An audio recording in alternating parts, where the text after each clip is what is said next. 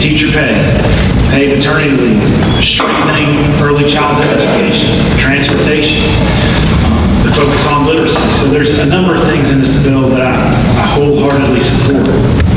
There's three other things I want to mention today. One is due process, one is poverty, and one is a comment about teachers. On due process, the conversation this week has been, even with the removal of teacher fair dismissal, that public school employees will still have due process if their jobs are terminated. I strongly believe that's not the case.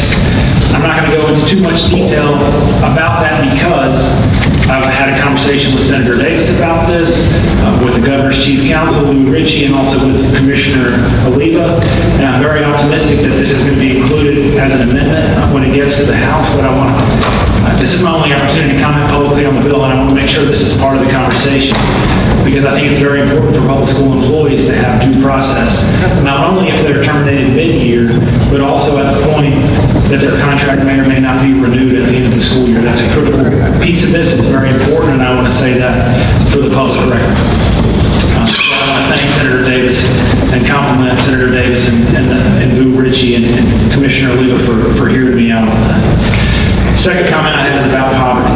We've had a lot of conversations this week. I want to move poverty to the center of the conversation for just a minute. The reality is Arkansas is a high poverty state. And because of that, the reality is that there are a lot of school districts out there that they're fighting poverty as much as they're fighting anything else. Can't learn if they're hungry. Child can't learn if they're cold. Child can't learn over the course of the school year if they move 6 or 8 times during that course of that school year. And I've heard of instances more than that with kids.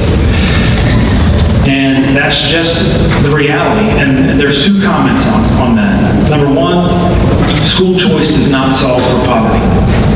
And I'm going to give you an example.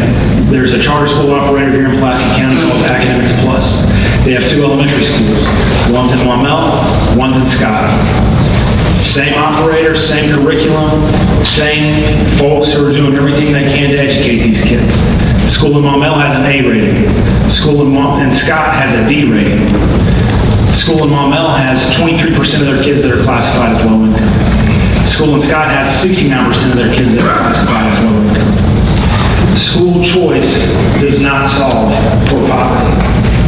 We've heard a lot of conversation this week about the fact that our status quo has failed kids, and I'm not here to argue that. 2/3 of our kids can't read at the 3rd grade reading level when they're in 3rd grade. So our status quo has failed. There's a whole lot of school choice in our status quo right now. In Pulaski County, where I live, about 10% of the state's population, we have 134 publicly funded schools by 19 different operators. So there's a lot of school choice already. I promised myself I wasn't going to talk about the Constitution, but here I go again. In the article of the state constitution that addresses education, you might be surprised to know that the word adequate is not used. But one word that is included is the word efficient. An efficient public education. And I think that the state has been subject to a challenge on efficiency with where we are right now, with really 2 lanes, with traditional public schools and open enrollment charters. And now we're adding a 3rd lane. I think there's a constitutional concern there. Now I'll move on from the Constitution. But the other point on poverty is we have to do something different, very different, about how we determine whether a teacher, a school, or a school district is succeeding or failing. I know there's a number of metrics, but by and large it's based on one standardized test. And we've talked this week about how we don't want a one-size-fits-all approach to education. That goes the same for testing, because our kids, when they show up to school, they're not one-size-fits-all. The reality is that we could have a teacher that's the best teacher in the state of Arkansas, but they're dealing with kids like the ones I mentioned earlier who are hungry or cold or moving once or twice a month. They might be the best teacher, but their kids aren't scoring high on a standardized test. So they're classified as being in a failing classroom. And the same analysis applies to a school and a school district. We have to do something very different about how we're measuring. If you lay the test scores on a map on top of another map of schools of affluence in the state, they're virtually mirror images of each other. So it doesn't account for the progress that good teachers, good schools, and good school districts do. I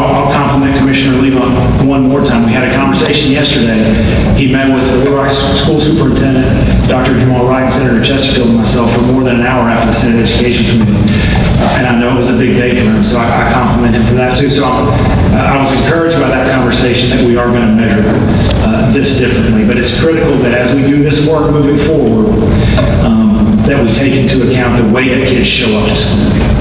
My last comment is about teachers. During the course of the time I've been down here, which is longer than I would guess when you look at it, but I've heard comments over that time, not from members, but from people around this building who work in education, that when we talk about education, teachers are more concerned about the adults than the kids. And that's a diplomatic way of saying they're more concerned about themselves than they are their students. This is an unprecedented teacher race for Arkansas. There's no question about that, and I love that part of the bill. But we had hundreds of teachers show up yesterday, and I expect we will again next week for House Senate to argue against the bill. Now, you may disagree with their position, and that's not my point. My point is that these public servants who are heroes in my eyes have shown up to argue against their own raises because they think that's what's in the best interest of their students. So that's my way of saying, and again, this is not directed at members necessarily, I don't want to hear that comment about teachers anymore. They're in it for their kids. They're not in it to get rich. And I'm glad they're getting paid more, but thank God for the work that they do. That's my comment. Thanks, Senator Tucker.